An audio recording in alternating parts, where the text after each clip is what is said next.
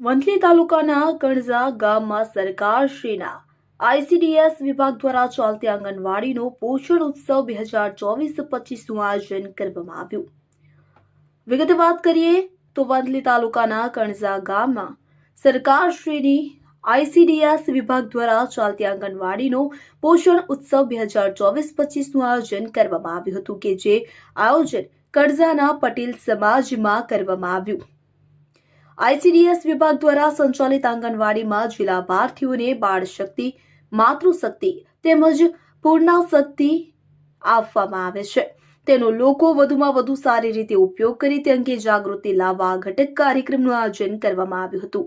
આયોજનમાં આંગણવાડી વર્કર બહેનો, આઈસીડીએસ ઘટક કચેરીનો સ્ટાફ, જિલ્લા પંચાયત જૂનાગઢના પ્રમુખ શ્રી હરીશભાઈ ઠુમ્મર, કણઝાના સરપંચ શ્રી જસુબેન બણસાણ, ઉપપ્રમુખ શ્રી માર્કેટિંગ યાર્ડ વંથલીના chairman Shri Bhavinbhai Mendupara, program officer Vasalaben Dave, શાખા જૂનાગઢ, બાળ વિકાસ યોજના અધિકારી શ્રી પ્રવીણાબેન ખીમસુરિયા, કણઝા પીએચસીના મેડિકલ ઓફિસર શ્રી ચિરાગભાઈ જાદવ અને પત્રકાર મિત્રોએ આ કાર્યક્રમમાં હાજરી આપી હતી.